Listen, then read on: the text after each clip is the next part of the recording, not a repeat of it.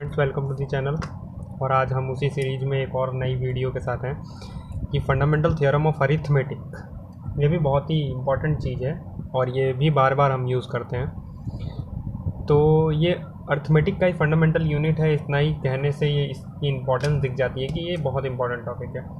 अब ये टॉपिक क्या कह रहा है कि कोई भी अगर इंटीज़र है जो ग्रेटर देन 1 है तो वो या तो प्राइम है और या तो प्रोडक्ट ऑफ प्राइम्स है।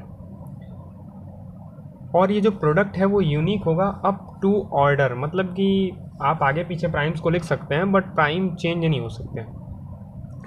तो इसको और अच्छे समझने के लिए हम कुछ सिंपल एग्जांपल्स ले लेते हैं। जैसे अगर मैं बोलूँ कि 20, तो 20 को आप प्रोडक्ट ऑफ प्राइम्स में लिख सकते हैं ईजिली। 2 इंटू 2 इंटू 5, 2 टू जा 4 times 5 is 20। So these all the primes. तो ये ऑर्डर के रिस्पेक्ट में चल सकता है लेकिन ये नंबर्स चेंज नहीं हो सकते। दैट इज़ वाई कि यहाँ लिखा हुआ है, आप देख रहे हैं कि except for the order in which the factors appear किस ऑर्डर में होंगे फैक्टर ये मैटर नहीं करता, लेकिन ये है कि हर नंबर को आप प्राइम नंबर्स के प्रोडक्ट में लिख सकते हैं। या तो वो नंबर प्राइम ही होगा या प्राइम का प्रोडक्ट होगा। और इसके साथ साथ एक चीज़ यहाँ लिखिए, दैट इज़ में लिखा गया है उसी चीज़ को कि अगर कोई n नंबर है जो p1 p2 pr के रूप में लिखा जा रहा है और वही n जो नंबर है q1 q2 qr के रूप में लिखा जा रहा है जहाँ ps और qs प्राइम्स हैं, देन पहली बात तो r बराबर s होगा, मतलब कि जितने इधर प्राइम है उतने इधर प्राइम होंगे। और दूसरी बात, जब हम री नंबरिंग करेंगे, मतलब कि अगर इसको आगे पीछे करेंगे तो हम देखेंगे कि जो pis और qis हैं वो बराबर है फॉर ऑल आई, सारे बराबर है। तो इसके प्रूफ में कुछ नई टेक्निक तो मैं यूज़ नहीं करने वाला हूँ, but may be new for you. मान लेते हैं लेट इफ दो केस हो सकते हैं, दो ही तरह के नंबर है हमारे पास। फर्स्ट केस है कि n is prime and second case है कि n इज कंपोजिट। तो अगर n प्राइम हुआ तो वो तो यूजुअली 1 इंटू सम, मतलब खुद ही प्राइम है तो वो तो एक पार्ट तो हो गया ग्रेटर देन 1।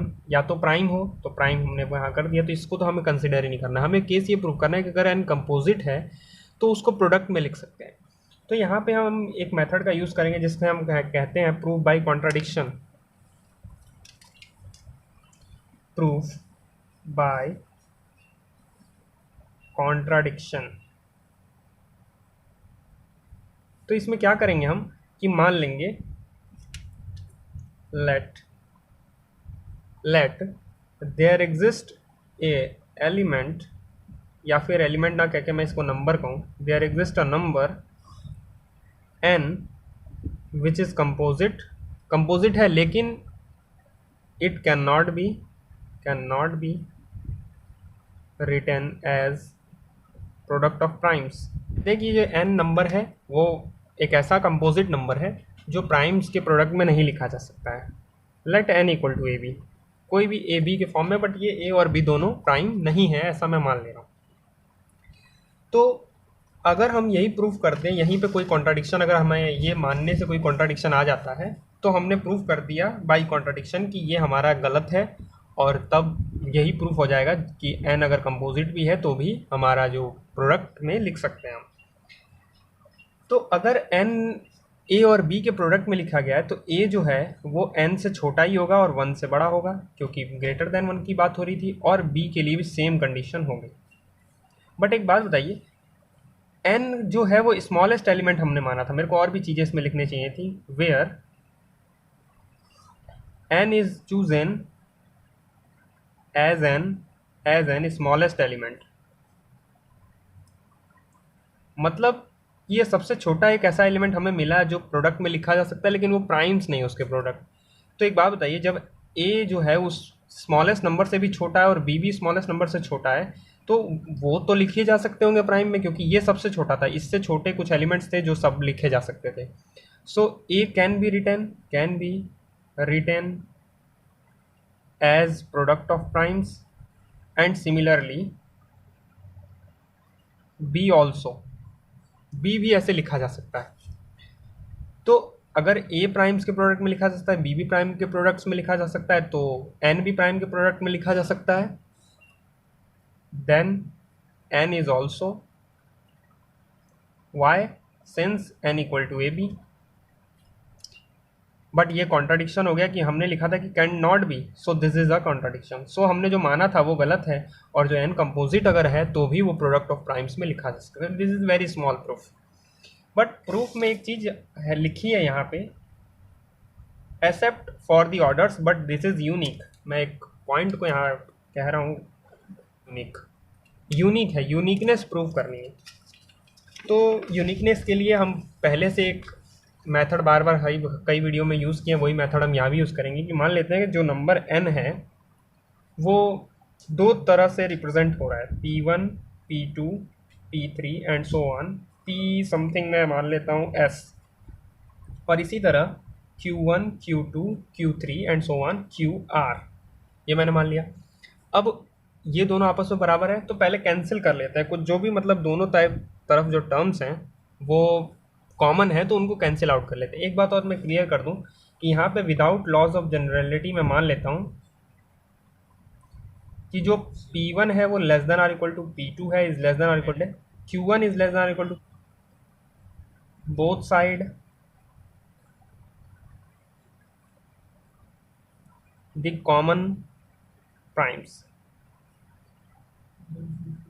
मान लेते हैं कि इधर इधर कोई कॉमन प्राइम अगर है, अगर नहीं है तो बात ही खत्म, अगर है तो हम उनको कैंसिल आउट कर लेते हैं। और बाद में हमें मिल रहा है कि मान लीजिए हम बच रहे हैं pj1 pj2 pj3 and so on pj something u, और हम इधर बच रहे हैं qj1 नहीं qi1 मैं करता हूँ, qi1 qi2 and so on qiu, हम बच जा रहे हैं। तो अब क्योंकि हमने कॉमन चीज़ें काट दी हैं तो अब जो भी प्राइम्स होंगे वो डिफरेंट होंगे, मतलब pis जो pjs जो हैं pjis जो हैं, या फिर समथिंग कुछ लिखना पड़ेगा मेरे को, यहाँ नोटेशन एक देना पड़ेगा। मैं मान लेता हूँ t, pjs t is not equal to pjs l where t is equal to 1 to u and l equal to 1 to u, ठीक है, for all i t's and j ls।